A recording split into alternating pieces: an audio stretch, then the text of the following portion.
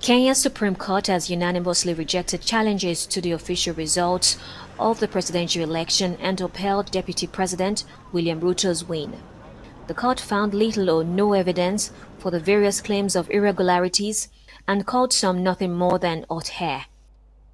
Odinga's team had argued that the Electoral Commission's chair had essentially acted alone in declaring the winner. This is a unanimous decision of the court, and we make the following orders. 1.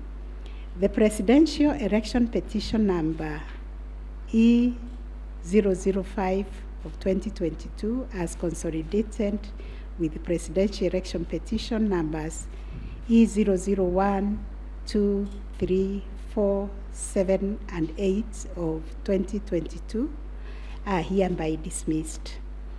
As a consequence, we declare the election of the first respondent as president-elect to be varied under Article 143 of the... Opposition candidate Raila Odinga had alleged irregularities in the otherwise peaceful August 9 election that was marked by last-minute drama when the Electoral Commission split and traded the accusation of misconduct. I want to say without a fear of contradiction that we do not agree with the decision of the Supreme Court. Like Al Gore, I will say we accept the decision, but we do not agree with it. Now Kenyans wait to see whether any anger over the election will be channeled into the streets in the country with a history of sometimes deadly political violence. The election had one of the lowest turnout in the country's history of multi-party democracy, under 65%. Kenya's President-elect William Ruto on Monday pledged to extend a hand of brotherhood to his rival after the Supreme Court upheld his victory in the August 9 presidential poll following a legal battle with the challenger Raila Odinga. On Monday, Ruto struck a conciliatory tone, saying his government will work to make Kenya a country for everyone. I therefore extend a hand of brotherhood to all my competitors and to all their supporters. We are not enemies, we are Kenyans. Let us unite to make Kenya a nation where everyone shall be proud to call home.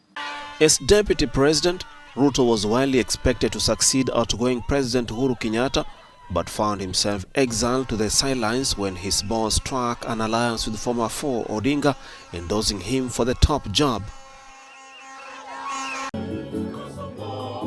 African heads of states and top figures from global organizations met in Rotterdam on Monday to address climate change financing in Africa. Rich countries say they will spend about $25 billion by 2025 to boost Africa's efforts to adapt to climate change as the continent continues to struggle with droughts, cyclones, and extreme heat, according to officials. And this is the largest ever globally effort on adaptation. So it's something, but we need the money. The African Development Bank put down $12.5 billion out of $25 billion. So we're not begging, right? We're saying that we didn't cause the problem. We come to the conversation with very good heart, a very great commitment. Meet us halfway. Other parties made the same plea to impact the climate change. We must double down on climate finance adaptation for Africa at COP27. Double down. It was promised in Glasgow. It has to be delivered 2 months from now. African nations hope to use the funds to improve their resilience to extreme weather events such as drought or floods, increase tree cover and protect biodiversity, as well as expand their renewable energy capacity. In Kisumu, the western town in Kenya perceived as Odinga's stronghold, members of the public have welcomed the ruling by the Supreme Court to uphold the election of William Ruto as the President of Republic of Kenya. These ardent supporters are now waiting on Raila's final word on the way forward. And we shall not maybe call Ruto president. We are going to call Raila Molo president. If it is something that happened in 2017, that is the same thing that we are going to do. We are going to swear in Raila Odinga as the president, elect so that we can have two presidents.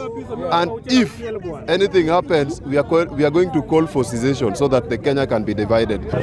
I will accept that verdict with a faint heart because we have lived in this Kenya and have seen a lot. There is only one problem in Kenya, and that is money. Money is wasting this country away. I don't want to say much. The Supreme Court has given its verdict, but I will wait for my general, who is Raila Odinga, to give directions on what is the way forward. And if this will be his last attempt, then I will also say that this is my last time to be going voting. The 55-year-old Ruto will become Kenya's 5th president since independence from colonial rule Britain, when he is sworn in on September 13. Supporters of Kenya's president-elect William Ruto celebrated on the streets on Monday after the Supreme Court upheld his election victory. William Ruto defeated his rival Raila Odinga in the presidential election held on August 9th, obtaining 50.5% of the votes. For many small business owners, Ruto's victory is one giant step ahead. I'm so happy today because my fellow hustler has become a leader. This means that there is no one who cannot rule Kenya if William Ruto, the hustler, is the president-elect.